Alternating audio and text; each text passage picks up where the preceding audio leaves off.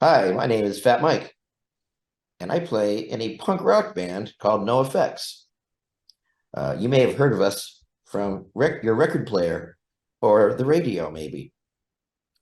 We're very excited to do our final tour in Australia. I mean, who wouldn't be? And we'll be there in January. Beautiful, mate. Thanks for joining us today. You're welcome. As you say, bro, NOFX are bringing the final tour, 40 years, 40 cities, 40 songs per night tour to Australia for the last time early next year, starting in Sydney on January 20th, spending 2 nights there before doing the same in Brisbane and finishing in Melbourne on January the 27th. Like, not sure if you're aware of this, mate, but you covered two milestones on that trip. You covered my 50th and Australia Day in one hit. Well, that's what we were counting on. I was wondering what to do for my birthday party, but now I've got it all covered. So thanks. Cool. You're going to be playing 2 nights in each city. So the first of which we'll see you play the albums Wolves in Wolves Clothing, Punk and Drublick, and The War on Errorism. And the second night you'll play White Trash, Two Heaves and a Bean, So Long and Thanks for All the Shoes, and The Decline. Like, sounds like a lot of work, mate. You've created a bit of stuff for yourselves. Yeah, it's way too much work. But you got to work hard once in 40 years being in a band. Might as well be now. And we're not doing Pug and Drublick. We already did that last year. That was a mistake. So don't count on that. Hey, which one are you doing instead?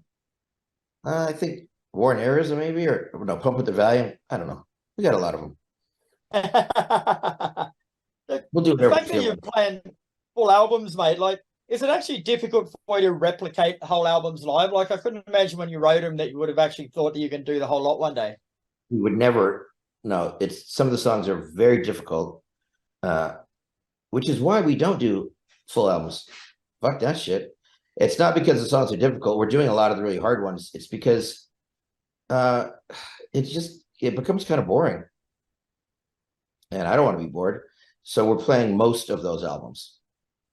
Oh. Yeah, you're right there. Eh? Like, a lot of bands do whole albums these days, but I find it makes the set predictable, like when you know what's coming next. That's exactly right. And we don't do them in order. But we just did White Trash the other night, and we did 9 out of 11 songs. That's about what we do. The poster also promises a very special guest. Like, I had a look and I couldn't see who that was. Have you revealed who that is yet, or is it that special that you're going to wait? I have no idea what you're talking about. Right, yeah. You got a very good poker face when you said that, mate. Well, I mean, I don't know who's opening. No? I don't know who's opening. I mean, we're the fucking special guests. This show's going all over the world as well. Like, you've played everywhere all over the years, bro. So do you have people from bands in each country that have played with you before jump up and have a crack with you for it? Not really our songs. Our songs are pretty hard, but we have a lot of good friends and bands in Australia, so they'll all be around. Well, Lindsay from Friends with Rob's played with you before, hasn't he? He played at the Gimme Gimmes. Give me a Yeah, and I think he may have played the end of Decline with us. Oh. Doctor. Yeah. Doctor, yeah, bloody good guitarist and an all round top bloke. Yeah, he is. Do you ever like get emotional up there on this tour, mate? Like knowing that it's the last time you're going to be in front of some of these crowds? I get emotional every night, but not usually till the end. No, I don't usually get emotional the first night of a city. To the second one, yeah. Yeah. Do you think you're going to miss it?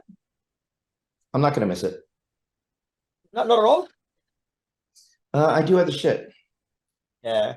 and I don't need thousands of screaming fans to have a good time. You know, I enjoy one screaming fan at a time because it's way more awkward.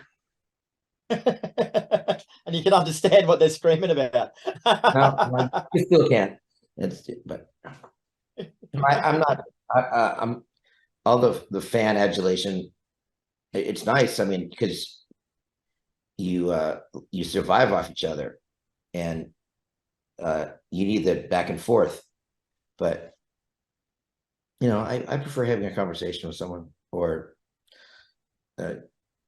There's a lot of the things I want to spend time doing other than playing the same songs with the same people in front of the same people.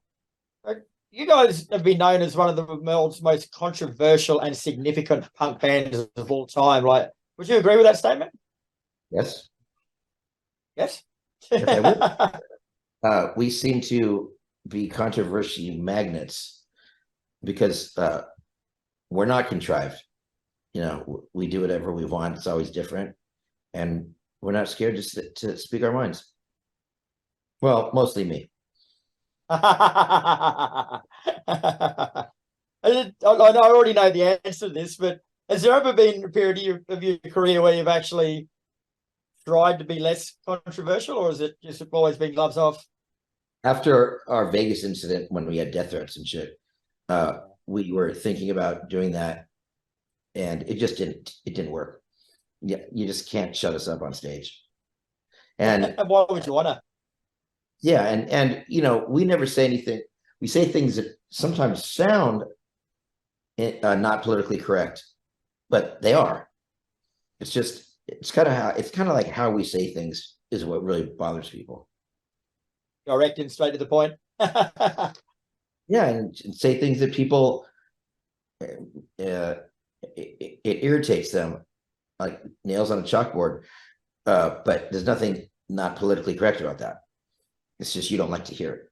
And of course, man, like you would have seen a lot of changes in the punk movement over your 4 decades as a band. Like, what do you see as some of the most significant? Well, it just the world finally realized how great punk rock music is, and that's why it took over.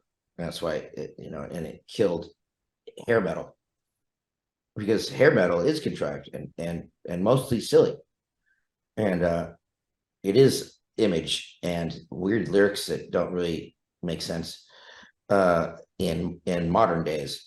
Maybe in medieval times, but that's how punk rock changed. Is the rest of the world caught on? Do you think the scene's going to continue to change? I hate to use the word evolve, but do you think it's going to continue to change and grow? Or do you think punk music will always stay true to its values? Well, I mean, there's tons of bands that have made it grow and changed. There's always someone changing music, but it has the same spirit. I'll use Against Me as one example. When they came out, that was like not acoustic, but low distortion and really political lyrics, and no one sounded like them really. And they got pretty big, and Floggy Molly, they were different. They were, I mean, like the Pogues a bit, but they're still different. All the bigger punk bands have their own sound. And how about you personally, mate? Like once the final show or the final tour finishes, are you going to stay involved in music, or are you going to take a step back for a while? Well, yeah, like I just did my strings album. I did my quartet album, and that's completely different than anything I've ever done before. So you're getting into that more experimental stage here, do you think? I don't know, experimental. Just yeah, okay. I'll bite. Yes, more experimental. Just I also have a Broadway musical that we're going to be making the movie of. I got a lot of shit in the works. Very cool. Very cool. And have you got a message to Australian fans before you come out, bro? Get ready for a big disappointment. I can't see that pushing too many tickets. Our ticket sales are just fine. Stay home. Very good, mate. Well, before we let you go, we've started up 3 new Spotify playlists based on bands that we talk to. So using NOFX songs, mate, can you give us a song for a playlist to get the party started, a playlist to save your marriage, and a playlist that could potentially end your marriage? What? A song to separation of church and skate. Yeah. That won't save anyone's marriage. Whoops, I OD'd. That'll end a marriage. And to get the party started? I got 2 jealous agains. All right, mate. Well, thanks for your time today, mate. Been a pleasure speaking with you, and look forward to seeing you out here next January. Yeah, cool. Thanks, Kris.